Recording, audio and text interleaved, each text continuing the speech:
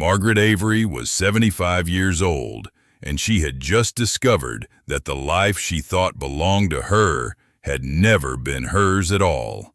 For 60 years, the 5 acres in rural Virginia had been her sanctuary, not a luxury, not an excess, but a necessity as vital as breath, as essential to her existence as the beating of her heart.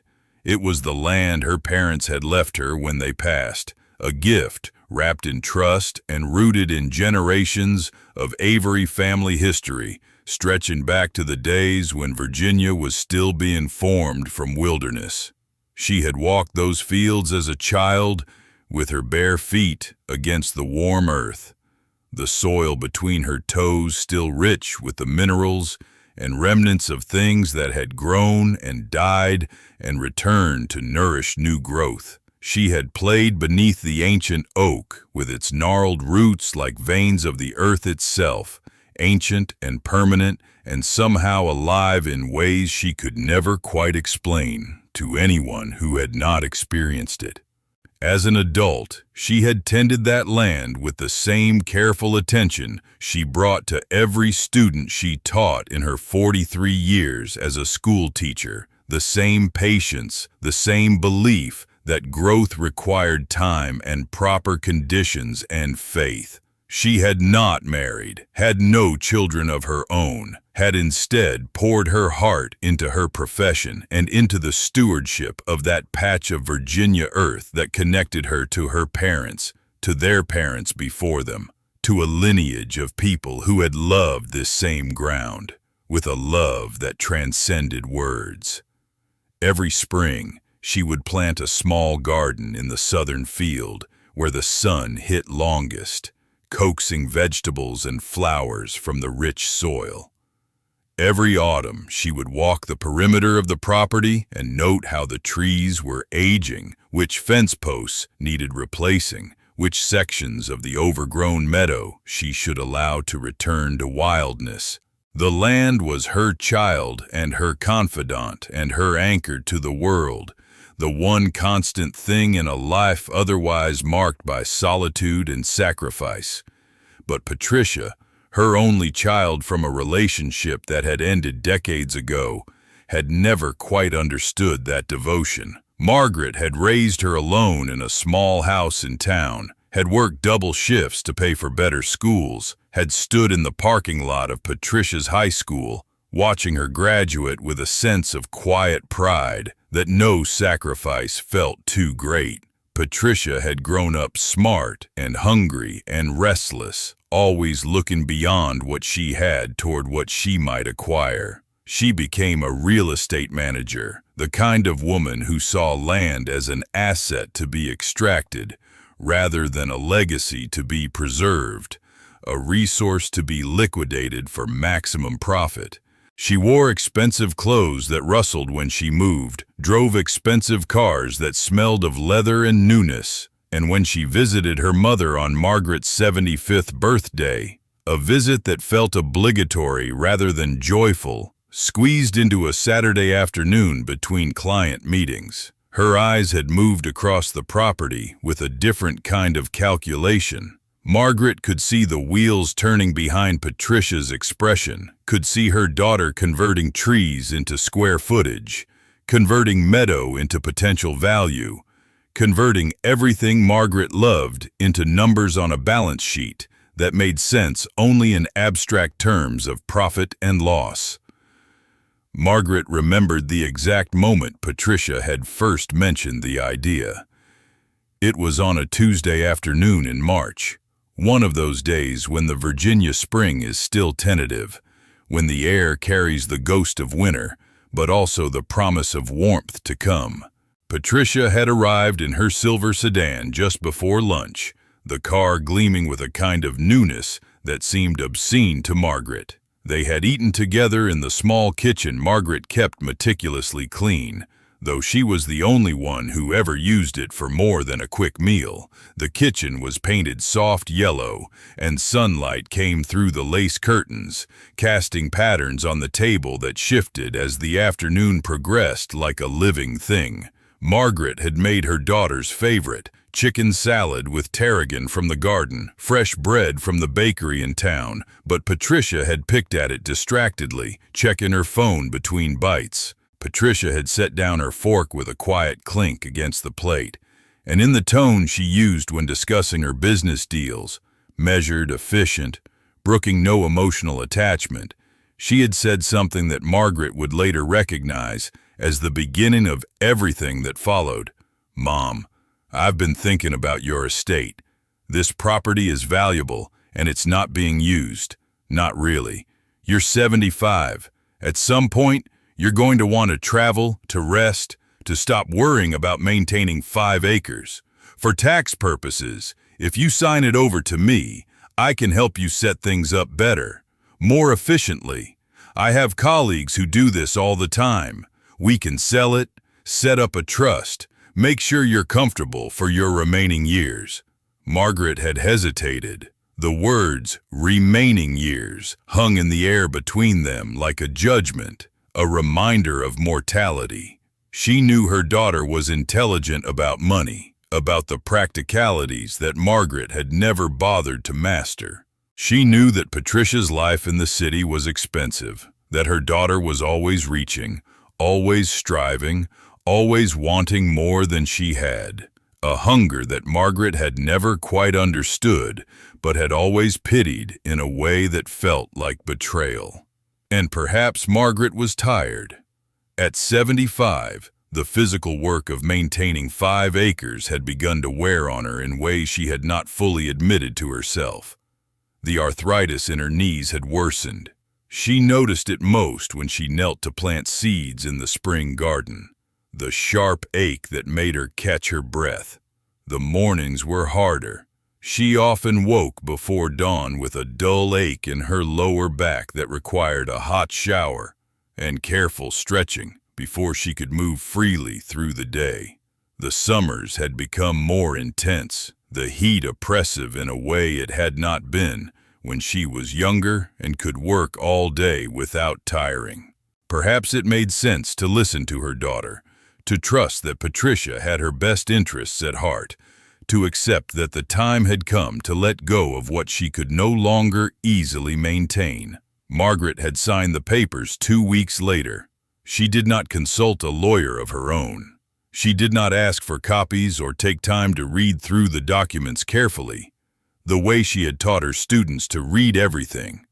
Slowly, with attention to detail, with an understanding that the words we skip over are often the ones that matter most. She simply signed where Patricia indicated, initialed where she was told to initial, and she convinced herself that this was a practical decision, a logical step, a way of ensuring her own comfort in her final years. Patricia had handled the sale with a speed that, in retrospect, revealed everything about her intentions. Within a month, the land was gone, sold to a developer from Richmond for a price that made Margaret's stomach turn with sickness when she finally learned what it was.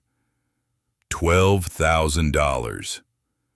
$12,000 for 5 acres in a region where land values were climbing every year, where the rural charm of Virginia was increasingly valuable to people seeking escape from the cities. Patricia had taken her commission, a percentage of that insulting sum, and had left Margaret with nothing but a checking account that contained barely enough to cover 3 months of rent on the modest room she found in town.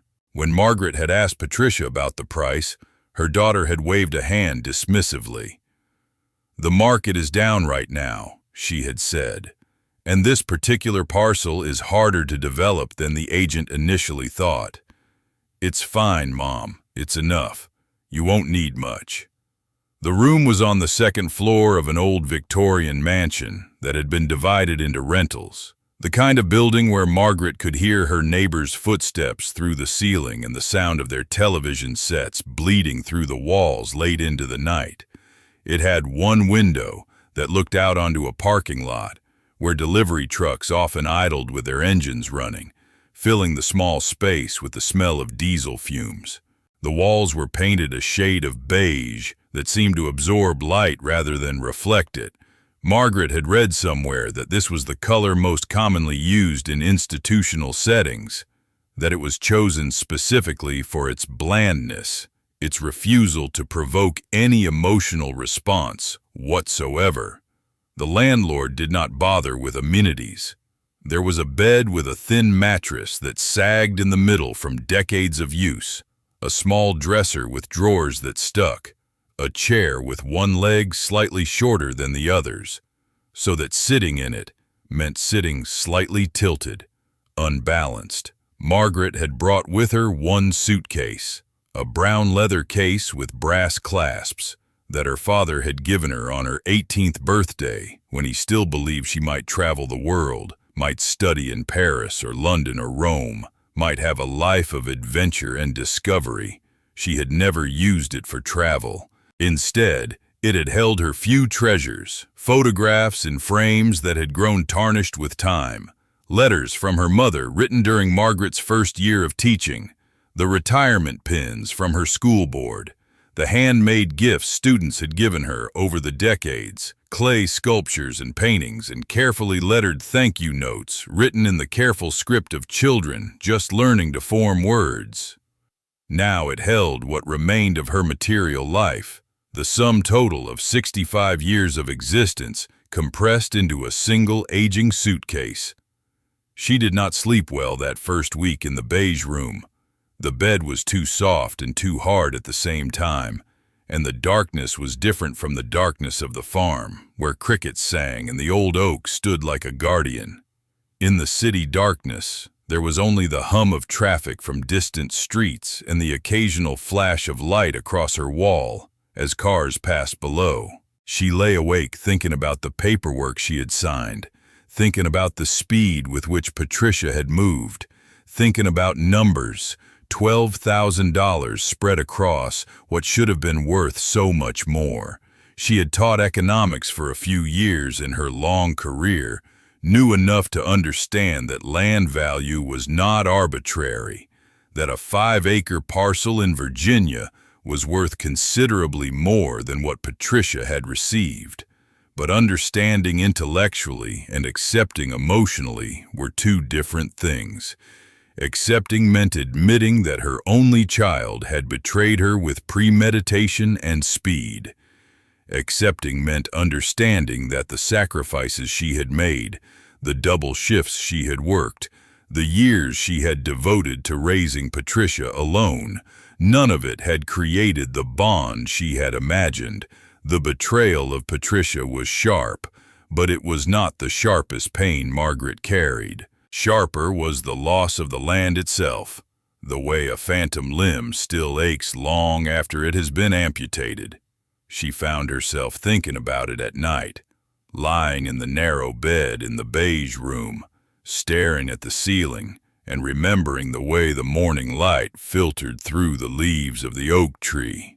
At that particular hour just after sunrise, when the sun was at the angle that turned everything golden and ethereal, like living in a dream, she thought about the way the grass grew in that particular field, taller than it should have been because Margaret had stopped mowing the back acres years ago, preferring to let that part return to wildness, creating a meadow that was home to wildflowers and small creatures and the sound of insects singing through the warm months. She thought about the roots of the oak, those tremendous twisted roots that extended deep into the earth like the fingers of some ancient being, and how she had played on them as a child, pretending they were the ribs of some great sleeping creature, using them as hiding places and lookout points. She could close her eyes and smell it, not the smell of anything specific, but of everything together, the green smell of growing things and the rich loam smell of earth, and the particular scent of old bark worn smooth by 2 centuries of rain and wind. She could feel beneath her feet the specific texture of the grass there, different from anywhere else she had ever been, almost silver in certain light, soft because of the way Margaret had managed it,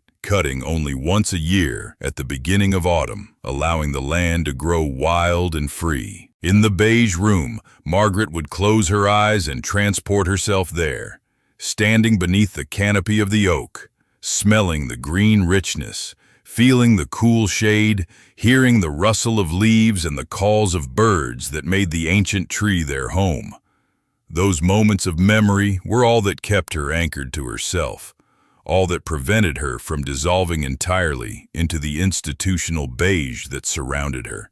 Margaret had been a teacher of history and literature for 43 years. She had spent her career helping young people understand that the past was not separate from the present, that it lived in them, shaped them, guided them forward with invisible hands. She had taught them to pay attention to detail, to listen to what was being said beneath the words being spoken, to understand that the small moments often contained the greatest truths, the ones that echoed through a lifetime. She had taught them that silence could be more powerful than speech, that sometimes people spoke most clearly when they said nothing at all, and perhaps this training, this lifelong habit of careful observation and interpretation, is what made her suddenly remember something her father had told her when she was 9 years old, a moment she had not thought about in more than 60 years, but which now came back to her with sudden, crystalline clarity. She had been playing by the oak tree on a summer afternoon, the air thick and warm, the sky the particular shade of blue that only happens in Virginia in July. She had been doing something she did often, sitting with her back against the massive trunk, tracing the patterns in the bark with her small fingers, trying to read in the rings and crevices the long history of the tree's life. Her father had come out to find her there, still wearing his work clothes, having just come in from the fields. He had asked what she was doing, and she had said she was reading the tree's history in its bark, deciphering the patterns, understanding what the tree had lived through. Her father had smiled. He had been a quiet man, but when he smiled, it transformed his face, lit it from within, and he had sat down beside her on the ground, not caring about the dirt on his clothes. "This tree is older than I am," he had said. "Older than your mother. Maybe 200 years old, maybe more. It was here before our house was built, before our family came to this land, and it will be here long after all of us are gone, still sending its roots down into the earth, still reaching its branches up toward the sky." Margaret had asked him why he cared so much about the tree, why he spent time tending the land around it, making sure nothing damaged it, protecting it as if it was something precious beyond measure. He had been quiet for a long moment, the kind of quiet that children sense contains importance, the kind of quiet that demands they pay attention. Then he had said something that Margaret had never quite forgotten, though she had not understood its significance until now. "Promise me something, Margaret," her father had said, his voice taking on a gravity she had rarely heard from him. "Promise me you'll never cut down the old oak, no matter what happens, no matter who tells you to, no matter what circumstances change around you or how the world shifts. Never cut down the old oak. It's more important than you understand now, but someday you might understand, and you need to promise me so I can know that it will be protected." It was such an odd thing to ask a 9-year-old. Margaret had promised, of course, with the absolute certainty of a child who cannot imagine circumstances changing or promises becoming complicated. She had asked why, had pressed her father for an explanation, the way children do. Her father had simply said that some things were worth protecting, that protection was sometimes its own form of love, that the most important gifts were sometimes the ones that required patience and vigilance. Margaret had been young enough not to require more explanation.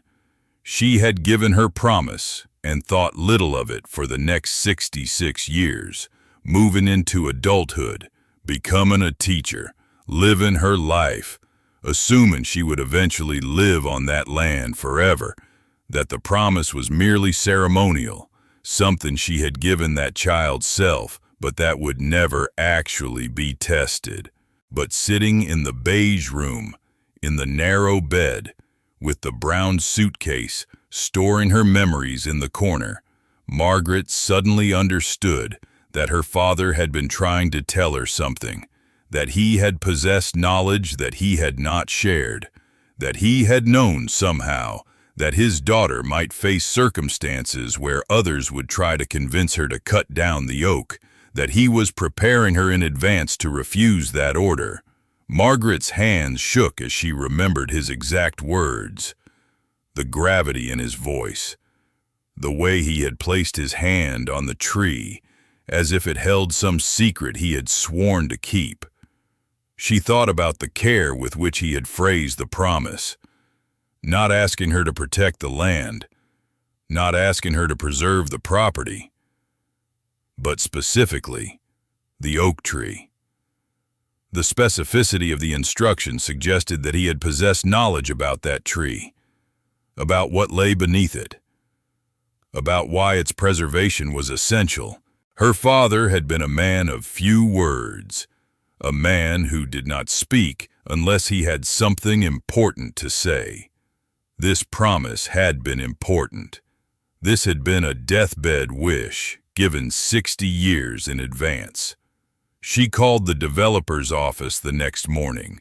It took 3 calls and 2 weeks of conversations with secretaries and property managers before she learned that the land had not yet been demolished. The development was in the planning stages, and there were still several weeks before the bulldozers would come, several weeks before the ancient oak, the last physical connection Margaret had to her father, to her past, to the life that had been stolen from her, would be destroyed. Margaret felt something shift in her when she received this news, something that might have been hope or determination, or something closer to purpose than she had felt in months. Margaret knew she should not do what she was about to do. She knew it was trespassing, that she had no legal right to enter the property anymore, that the developer could call the police and have her arrested for being there. She knew that at 75, with nothing left to lose, consequences seemed like a luxury of the young, but also something that no longer mattered in the same way. She made a decision in the quiet of her rented room, made it with the same certainty that she had once made decisions about lesson plans and student welfare, about which child needed extra attention and which needed to be pushed to challenge themselves. She would go back to the land one last time. She would stand beneath the oak tree and she would say goodbye. And perhaps, in saying goodbye, she would finally understand what her father had been trying to tell her. She drove there in the borrowed car of a former student. She had called Thomas, who had been in her AP Literature class 20 years before, and when she explained what she needed, he had asked no questions. Thomas had loved her class because, as he later told her, she had been the first teacher who had treated him like his thoughts and opinions mattered, like his voice deserved to be heard in a classroom full of louder voices. They drove through the late afternoon, and as the familiar roads opened up, as the buildings of town gave way to the open countryside, Margaret felt something begin to shift in her chest. Fear and sorrow and something else, something like purpose, something like the recognition of a story reaching its climax. Thomas dropped her at the edge of the property, at the place where the old wooden fence still stood, weathered to a soft gray that looked silver in the late light. He said he would wait in the car, that he would give her an hour. Margaret nodded, grateful for his understanding, and she stepped through the fence, ducking under a rotted section where the wood had finally given way to time and weather, and she walked into the field. The grass was tall, taller than she remembered, or perhaps her knees were simply more fragile now, causing the tall grass to seem more formidable. It brushed against her legs as she walked, whispering against her jeans, and she could smell the richness of it, the green smell of growing things, the earth beneath it all. The sun was beginning its descent toward evening, and the light had taken on that golden quality that Margaret loved, the light that made everything it touched seem somehow sacred, as if the world was being illuminated from within rather than without. She walked slowly, letting her eyes adjust to the familiar landscape, letting her mind adjust to the fact that she was here, that she had returned, that she had defied the finality of her daughter's actions. She walked past the spot where she had planted the garden so many springs, the soil there reclaiming itself now, weeds taking root in the fertile earth, the wildness that Margaret had carefully tended returning to true wilderness. The oak tree appeared before her like an old friend, like someone she had not seen in years but whose features she could still recognize immediately. It was exactly as she had left it, exactly as it had been for 200 years.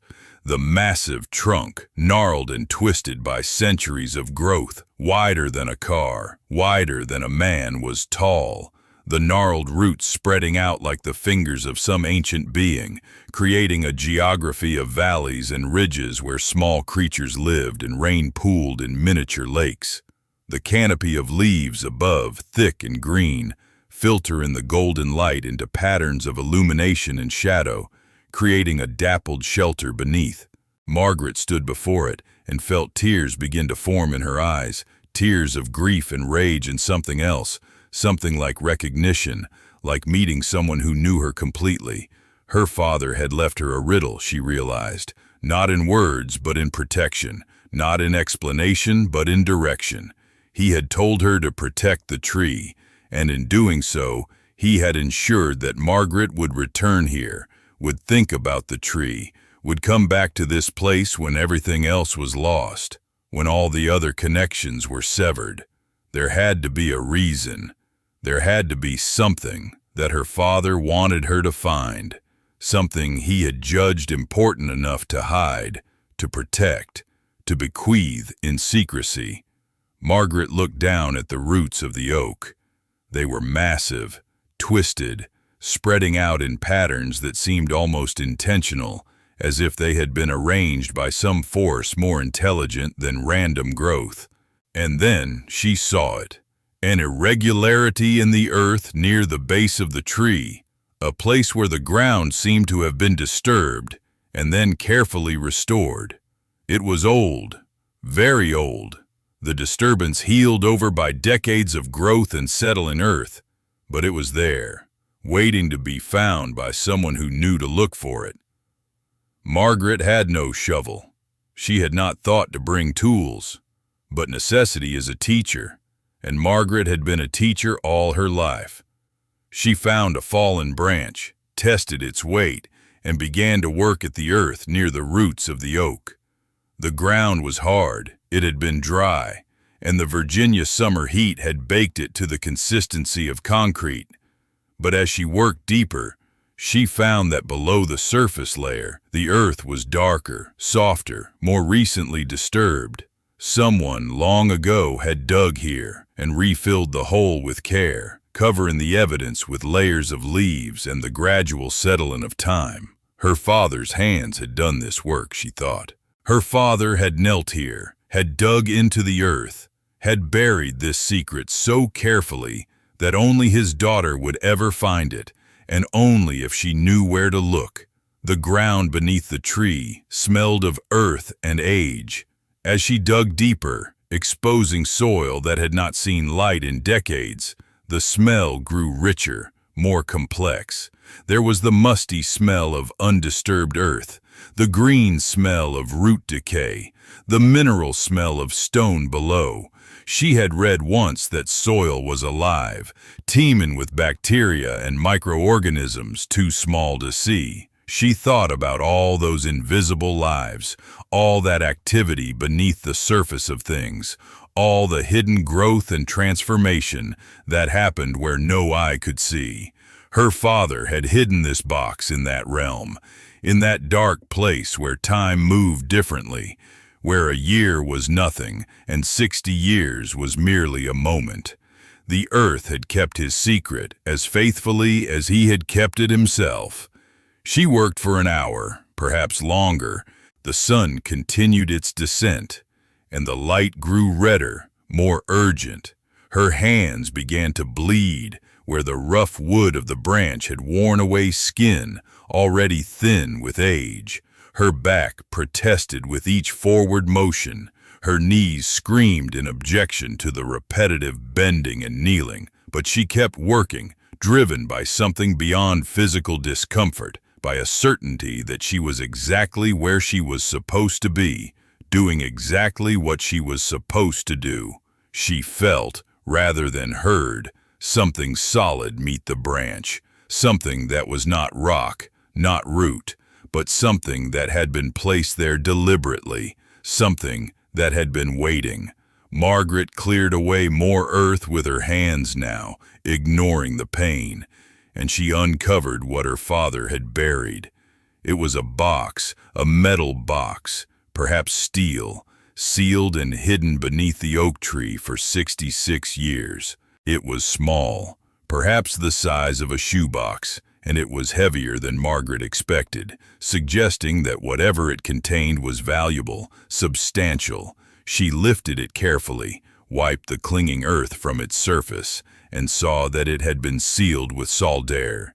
The edges fused shut to keep out moisture and time, to keep out everyone and everything except the person who knew to look for it. She sat down in the dust and grass, cradling the box, and she allowed herself to cry. She cried for her father, who had gone to the trouble of burying this secret, who had carried this knowledge in silence, who had loved her enough to protect her from a danger she could not have anticipated. She cried for herself, for the 66 years she had lived in ignorance. She cried for the betrayal of Patricia, for the land she had lost, for the theft of what should have been rightfully hers. And she cried in gratitude because her father, clever and far-seeing, had ensured that this moment would come, that Margaret would find this box, that the truth would be revealed, that she would not be left entirely defenseless in her old age. Thomas, waiting by the car, had finally come to find her, worried that she had fallen, that something had happened to her. He found her sitting beneath the oak tree, cradling a muddy box, tears on her weathered face, dirt under her fingernails, blood on her palms. He asked no questions. He simply sat down beside her and waited, the way the best friends do, understanding that her silence was not something that required breaking, but something that deserved to be honored. And when Margaret was ready, when she had cried out all the tears that 60 years of teaching and faith and hope had held back, she stood up and she walked back through the field to the fence, Thomas carrying the box, Margaret walking behind, turning back one last time to look at the oak tree, committing the moment to memory. It was not until that night, in the privacy of her small beige room, that Margaret opened the box. The anticipation was almost unbearable. She had spent hours thinking about what might be inside, what treasure or secret her father might have deemed important enough to seal beneath the earth. She did not have a proper tool to break the seal, so she used a kitchen knife and a careful hand, working at the solder until it cracked, until the oxidized metal began to give way, until finally the metal gave way completely and the box fell open. She lifted the lid slowly, as if the box might contain something alive, something that might escape if she was not careful, something precious that required reverence and respect. Inside, wrapped carefully in oilcloth that her father had sealed with wax, were 3 things. First, there was a land survey document, yellowed with age but carefully preserved, the paper somehow supple still, not brittle. It was dated 1956 and bore her father's name and signature in ink that had faded to brown. It described, in the meticulous language of property law, the boundaries of the 5-acre parcel with precision and care. But more importantly, it identified something that had never appeared on any document since: mineral rights. The survey noted that the subsurface rights to the property, the valuable mineral deposits beneath the earth, deep in the geological formations that lay beneath the Virginia soil, had been specifically reserved for Margaret Avery, held separately from the surface rights, recorded in a separate deed that Margaret's father had secured while he still lived, a deed that had been filed with the county, recorded in the official records, buried there along with so many other forgotten documents, waiting for the day when someone would need to retrieve it. Second, there were coins, Civil War-era gold coins, sealed in a leather pouch that had been treated with some substance that preserved the leather even after 60 years underground. Margaret counted them carefully. 47 coins, each one worth thousands of dollars to collectors of historical currency. Each one solid and real and valuable in a way that paper money could never be. Her father had been a man of modest means, a farmer and then a small business owner who had worked the land and built a small hardware store. Margaret could only imagine how long it had taken him to acquire these coins. Perhaps years, perhaps decades, squirreling away small amounts, sacrificing what he might have spent, preserving the wealth in a form that could not be devalued by banks or governments or the decisions of men in distant cities. Third, and most precious, there was a letter. It was written in her father's careful hand, on paper that had been stored with the coins, protected from the decades by the metal box and her father's foresight. The handwriting was familiar. Margaret had seen it on grocery lists and letters to the electric company and notes left on the kitchen table, but she had never seen it employed with such care, such deliberation, such evident love. Margaret held the letter carefully and began to read, and as she did, it was as if her father was speaking to her across time, speaking directly into her heart, the way he had always communicated best, through silences and small gestures and words carefully chosen and slowly spoken. "My dearest Margaret," it began, "if you are reading this, then I am gone, and you have found this box beneath our oak tree. I pray that you have found it in a time of peace, when you read these words out of curiosity rather than necessity. But I also know that life is uncertain, and that sometimes the people we love most can betray us in ways we could never have anticipated. Life has taught me much, and one of the things it has taught me is that protection sometimes requires secrecy, that love can be expressed through action rather than words, that the greatest gifts are often those that are hidden and revealed only when they are most needed." Margaret's hands shook as she read her father's words, transcribed across time, as if he was speaking to her directly from beyond the grave, reaching across the years with a father's love and a father's foresight that now seemed almost miraculous in its prescience. "Your mother and I have tried to give you a stable life, a foundation built on love and integrity. But the world is a complicated place, and there are no guarantees. If you ever find yourself in circumstances where you need protection, where someone has tried to take from you what is rightfully yours, I wanted to ensure that you had options. The minerals beneath our land are valuable, more valuable than most people understand. A geologist I trust has surveyed the property, and he has assured me that the deposits beneath our 5 acres are significant.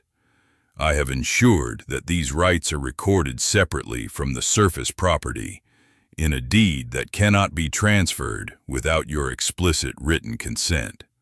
No matter what happens to the land above, no matter who sells the surface rights or tries to take control of the property, these rights belong to you alone. They are your insurance policy, your hedge against the uncertainties of life, your protection against those who might seek to exploit you. The coins are a hedge against inflation, against the unpredictability of currency and markets. I have chosen Civil War gold because it has enduring value, because it is real and tangible, and cannot be devalued by the decisions of banks or governments. If you ever need funds that you can trust absolutely, funds that exist outside the system, these coins will provide them. One coin should sustain you for a year if necessary. They are not wealth in the way that banks measure wealth, but they are security in the most fundamental sense. A foundation upon which you can rebuild if everything else is taken from you. Most importantly, my dear Margaret, I want you to know that your worth is not determined by anyone else. Not by a husband, not by children, not by accomplishments or failures or the opinions of the world. Your worth is inherent, absolute, unchangeable. You are worthy of protection, worthy of love, worthy of a life of dignity and peace. You are worthy because you exist, because you are my daughter, because you have a mind and a heart and the capacity to think and feel and choose. If you are reading this and someone has tried to convince you otherwise, I want you to know that they are wrong. I want you to know that you have always had the means to ensure your own future and that you are stronger than you know. You have the strength of generations of Avery women in your blood. Women who survived wars and depressions and the ordinary heartbreaks of life. You have that strength in you. Do not forget it. The letter continued with specific instructions: how to contact a lawyer, how to establish claims, how to ensure that the mineral rights deed would be recognized, how to locate the county records office, how to search the archives. It was dated 1950, when Margaret was a young woman, just beginning her teaching career, just starting to understand that she would likely be alone in the world, that the fairy tale of marriage and children that society promised to all women would not be hers. Her father had written these words and sealed them beneath the oak tree, and for 60 years they had waited for this moment, preserved in darkness and silence, waiting for the day when his daughter would need them most. Margaret read the letter 3 times that night, reading each word as carefully as she would have read poetry, searching for every nuance of her father's love, every layer of meaning hidden between the lines. The 3rd time she read it, she had to read it aloud, speaking her father's words out loud into the empty room, hearing them not just with her eyes, but with her ears, understanding them not just with her mind, but with her heart. Her voice broke on certain passages. She wept again, but this time the tears were different. They were not tears of sorrow alone, but tears of gratitude, of recognition, of the profound understanding that her father had known her, had believed in her, had ensured that her future would not be entirely in the hands of anyone else, that he had seen with prophetic clarity a future in which his daughter would be betrayed, and had prepared a path toward her salvation. The next morning, Margaret called a lawyer. It took 3 weeks to establish the claim, 3 weeks during which she and Thomas worked together to locate the original mineral rights deed her father had filed with the county. Margaret had expected it to be lost, misplaced, buried beneath decades of other documents, but it existed, buried in county records, a document that had been filed in 1956 and forgotten by everyone but her father. The deed was clear and unambiguous. The mineral rights to the 5-acre parcel belonged to Margaret Avery, separately from the surface rights. The surface rights could be transferred, could be sold, could pass to anyone, but the mineral rights were specifically, legally, permanently Margaret's. Patricia, in selling the land to the developer, had attempted to transfer property rights that she had never possessed. The developer, once informed of Margaret's claim, had no choice but to halt the purchase. The transaction was invalidated. The land reverted to Patricia, who could not sell it legally, while the mineral rights remained separate, who found herself holding a property that had become worthless because its most valuable component belonged to someone else. And more importantly, Margaret's lawyer was able to contact geological engineers who conducted a survey of the property. The mineral deposits beneath Margaret's land, primarily valuable mineral compounds and geological formations that had significant commercial value for industrial purposes, were worth approximately $800,000. The minerals themselves would take decades to fully extract, and they would never run out, providing Margaret with a steady stream of income for the rest of her life and beyond.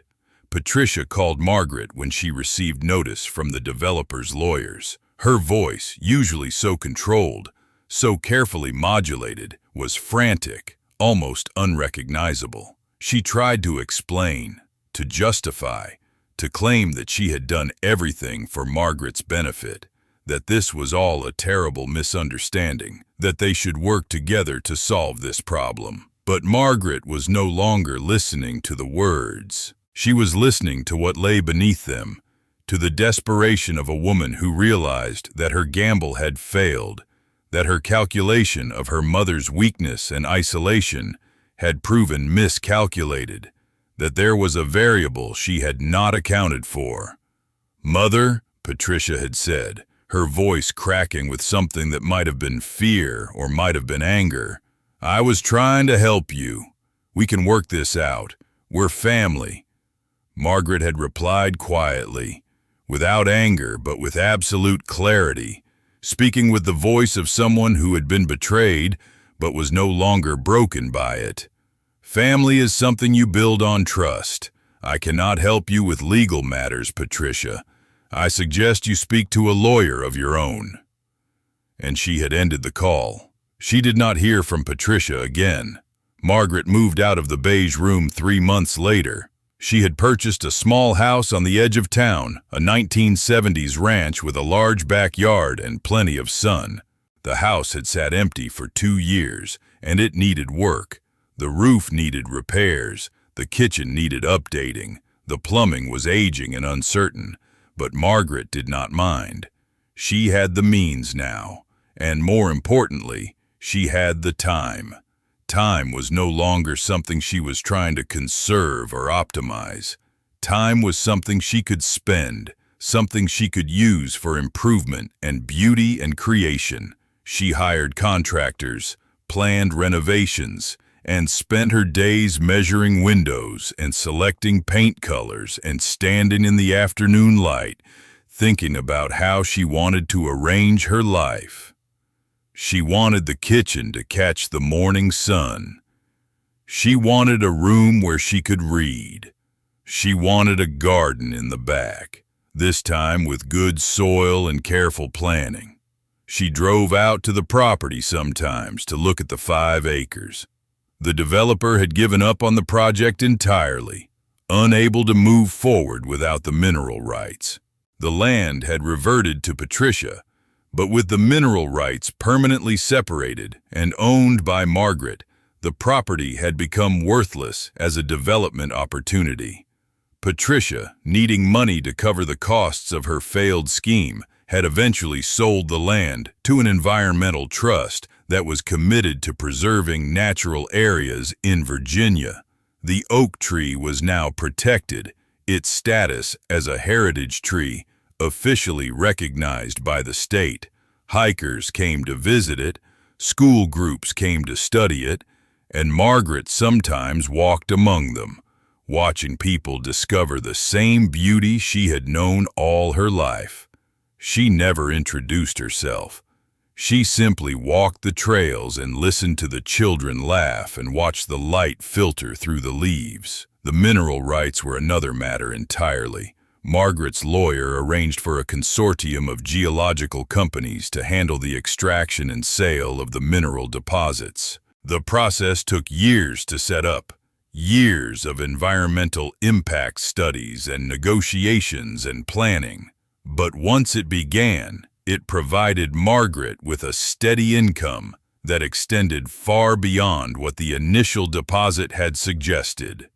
The royalties came in monthly payments that were deposited into her account, small fortunes that seemed impossible to spend. By the time she was 80, Margaret had more money than she could spend in a lifetime. She was able to fund scholarships for students who could not afford the schools that might have changed their futures, establishing a foundation in her own name and in the name of her father. She was able to renovate her house to her exact specifications, creating spaces that were beautiful and functional and filled with light. She was able to travel, finally using the suitcase that her father had given her, filled not with the remnants of a stolen life, but with the tools of the one she was still building. She kept the brown leather suitcase with the brass clasps on a shelf in her bedroom, and she used it as a reminder. It was a reminder that betrayal was possible, that loss was real, that the people closest to you might see you as an asset to be exploited rather than a person to be loved. But more importantly, it was a reminder that her father had believed in her, that he had had faith in her strength and her intelligence and her worth, that he had loved her enough to prepare for the possibility that the world might not. It was a reminder that she had survived, that she had persevered, and that there are times in life when the secrets buried in the earth beneath our feet are not disasters waiting to be discovered, but gifts waiting to be unwrapped, miracles left by those who came before. In the spring of the year that Margaret turned 82, she planted a sapling in her backyard, the offspring of an acorn from the great oak tree. She watered it carefully and spoke to it as she worked in her garden, sharing with this young tree the same kind of attention her father had given to the ancient oak. She thought about time, about legacy, about the ways that we protect each other across decades and generations. She thought about her father, about his foresight and his love, and she thought about Patricia, living somewhere in the city, living with the consequences of her own cruelty, living with the knowledge that her gamble had failed because her mother was stronger than she had believed, because her mother was not alone in the world, because the past had risen up to protect her. Margaret understood now that her life had followed a pattern she could not have predicted, but that had always been written into her story by someone who loved her. Her father, dead for more than 30 years, had choreographed this moment with the care of an artist.